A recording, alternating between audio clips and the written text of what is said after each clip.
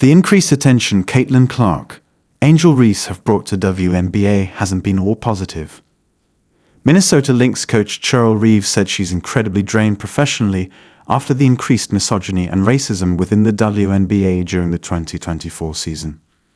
During an appearance on the Good Game with Sarah Spain podcast Monday, Reeves addressed the recent uptick in vitriol and toxicity around the WNBA since the league saw a meteoric rise in viewership and attendance after the arrival of 2024 rookie class, highlighted by Indiana Fever guard Caitlin Clark and Chicago Sky forward Angel Reese. "It's unacceptable and our players deserve better," Reeves said. "I'm so proud of the players in the WNBA, the strength of their collective voices. They understand it. I hope this is all going to calm down. I'm not sure. Because while diversifying your fan base is a great thing, I think that the fan base has been diversified in a way that is going to challenge us. And I think that, what lies ahead, who speaks out, and who utilizes their voices in this time is going to be really, really impactful in how this whole entire league moves forward." Reeves explained that it's disheartening to see that negativity around the WNBA.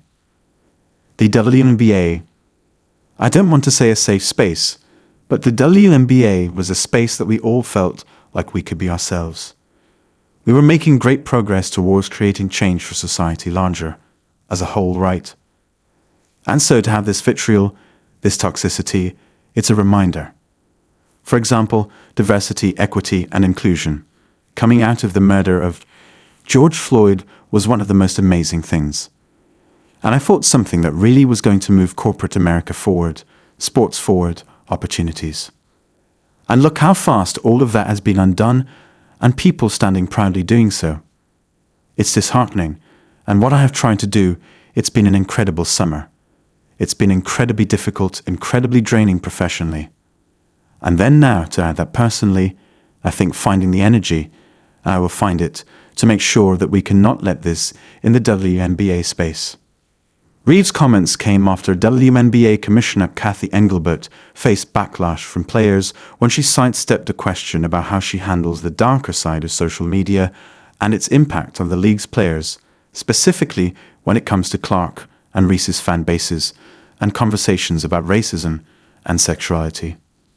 After that, Reese accused Clark's fans of being racist during a recent episode of her Unapologetically Angel podcast. Former WNBA star Renee Montgomery supported the LSU alum.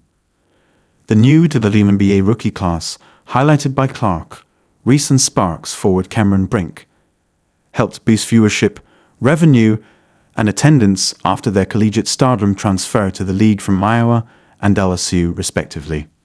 The rivalry between Clark and Reese played a pivotal role in growing the women's game at the college level after LSU beat Iowa to win the 2023 NCAA title.